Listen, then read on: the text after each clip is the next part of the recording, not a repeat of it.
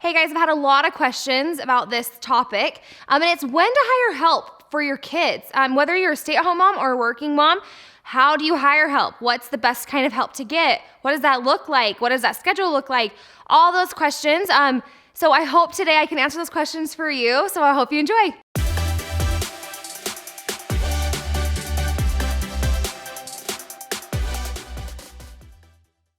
Okay, so as far as hiring help goes, there's a lot of different ways to look at it. But whether you're a stay-at-home mom or a working mom, I really believe that no matter what, you deserve you time.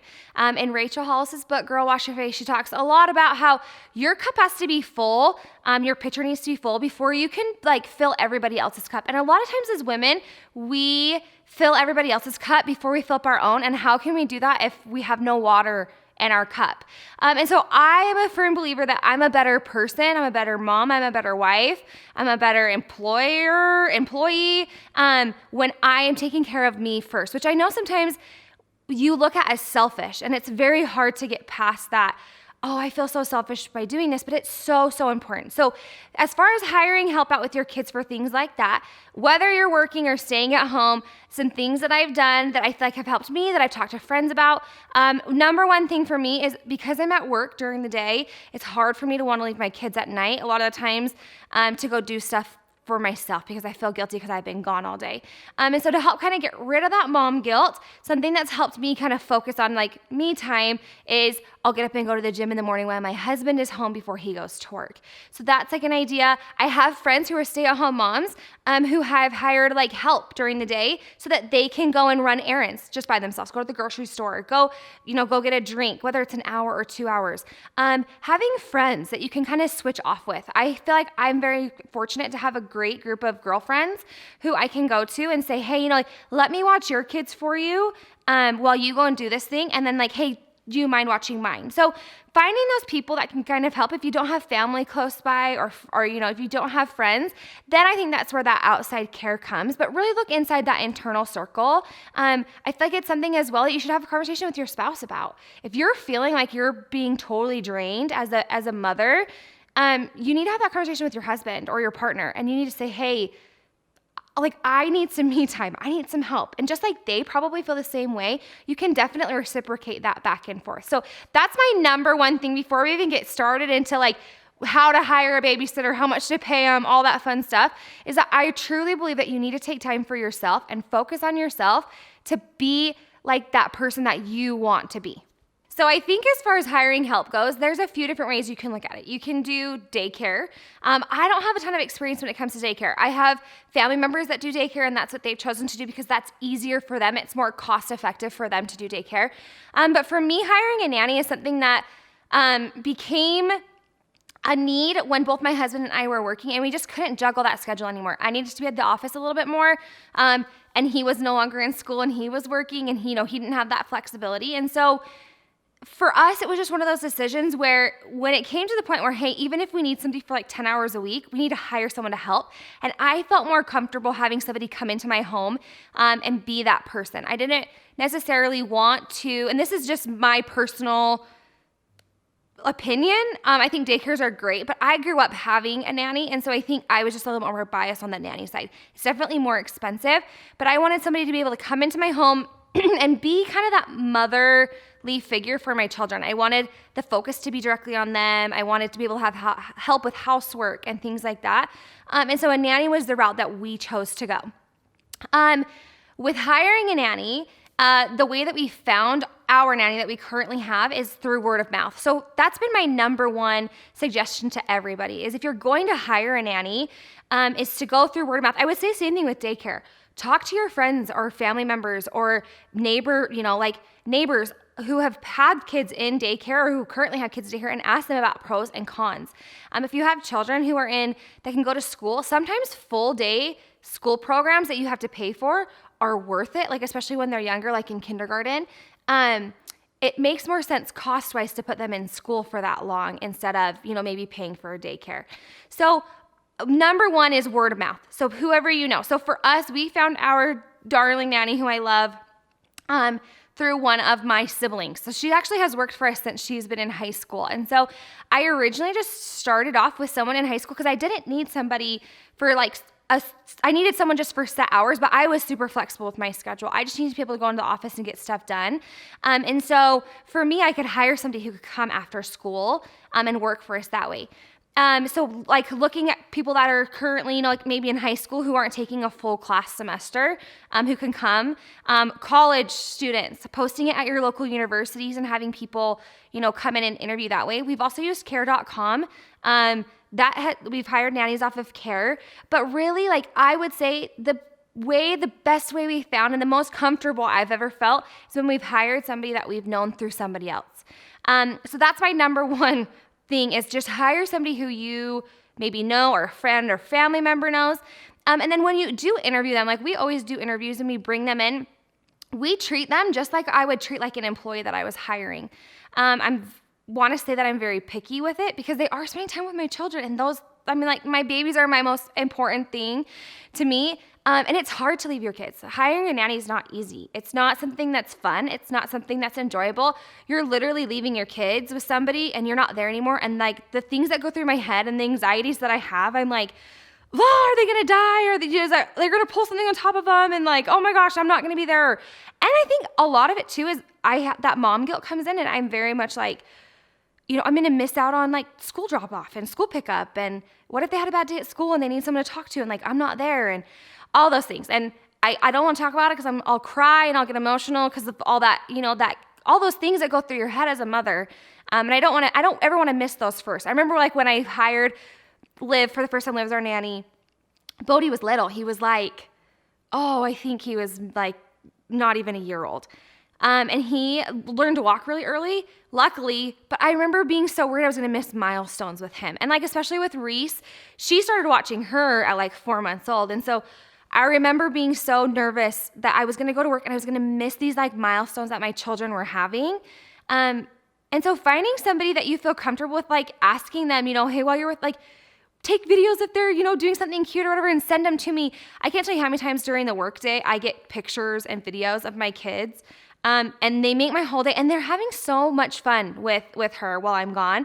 And so I think those are the things you have to look at when you're interviewing is, like, do they have the same qualities that you would want if you were home? Are they teaching them the things that you would want them to be taught? And if that is something that's very important to you, is setting those priorities ahead of time. It's just like a boss would do for you if you were being hired, is saying, hey, these are your expectations and this is what we expect of you. Like, do you feel like you're up to the challenge type of thing? I don't think we in today's age give babysitters and nannies and daycare workers enough credit because they really are like helping us raise our kids and they're with them. And we know how hard being a mom is, right?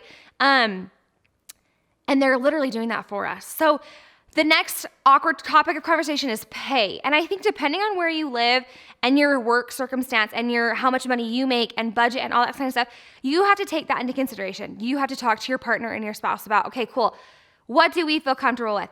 We started off at a very, I would think, for me it was high because I started like my first job at like $7.25 an hour scooping ice cream at Cold Stone. But for us, I felt like, I still feel like we don't pay our nanny enough. She most likely will get a raise here soon because she does so much for us and we rely so much on her. But I feel like this is a question I get asked a ton is like, Lauren, how much do you pay your nanny? So we have 2 kids. When we only had one, we paid her less. But when we have 2 kids now, we have one on the way, we pay her $13 an hour. In my opinion, honestly, that's low. She does a lot for us, but that is what we had talked to her about. We sat down, we talked about it, with her, how much money she needed to be making, what those hours look like, all that kind of stuff. So for us, it's 13. But I also feel like that is a very area specific, person specific, age specific, all those kind of things. So that's just what we do. I have a lot of people that ask me, so that's why I threw that out there. And like I said, when I have this new baby and she's watching more than, 2 children, chances are she's going to get bumped up. Okay. Second thing is schedule. So what does that schedule look like? And I think this is the great part about a nanny opposed to a daycare. A lot of times daycares will say, hey, you have to have a minimum of this many hours that you drop the kid off. And, like holidays you have to pay for and all these kind of things. Whereas a nanny, it's a little bit more flexible. So I can say to Liv, for her right now, she's going to school. And so she's working with my schedule and I'm working with her schedule, and it works for us.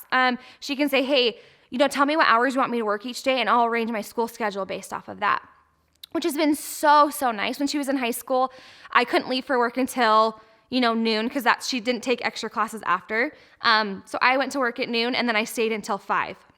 When she was in high school, like previously to that, she worked like 3:30 to like 6 every day. Do you know what I mean? So it's just one of those things where you just have to work with who you're employing, or make sure that whoever you employ can work with your hours. For Liv, it was a matter of, not necessarily, we don't have a set schedule, just because my job, it does vary based off of, like I try to set hours where I'm at the office from 8:30 to 2, but sometimes I need her to come longer days or shorter days. Or sometimes I'll have her work a Saturday. If I don't have her work like a lot during the week and I have like showings on a Saturday, or maybe Matt and I need a date night, I have her come on a Saturday. We also use her to go when we go on trips out of town and those kind of things. So for us, it's just very much of like when we interviewed her and when we asked her to work for us, we asked her, how many hours are you looking at having? So for her, a typical work week for her is anywhere from 25 to like 35 hours a week for her. And then that's just kind of what she has set with us. I could probably give her more hours if she wanted them, or less. And then we're able to work with each other's schedules. If she needs time off, we work through that. Same thing with us. If there's a holiday, she doesn't work, or maybe she does come and she helps me with other stuff. So that brings me to my next thing, is just responsibilities that like we've asked of nannies in the past. I don't know if this is just because I grew up with a nanny or what, but some of my expectations with nannies are that their full attention is on my children the entire time that they're here. So I'm very big with like the things that I love. I guess I should just tell you the things I love about Liv, because I feel like she's our prime example of like our Mary Poppins nanny.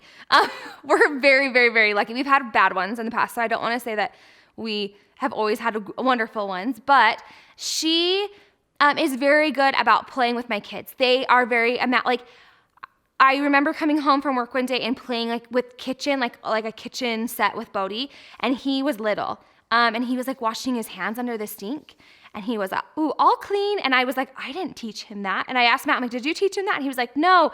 So she is very good about like doing imagination play and things that are important to us. I also trust her in the sense that I can say to her, hey, I don't want my kids watching this show, or I don't want them doing this thing, or I don't want them playing with this friend. And she's very respectful of the things that I have asked her to do and the rules that we have set in our home. So there's a limit on video games. Bodhi likes to play the Nintendo. He knows that he has an hour each day that he can play the Nintendo, whether that's a full hour, during the day, or he breaks that up. And she's very, very good at keeping with those rules, which as a mother, I appreciate.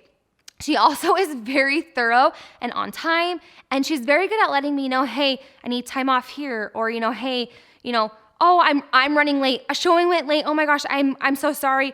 And she's always like, no problem. She understands the ebb and flow of kind of mine and Matt's job, which is very helpful for us.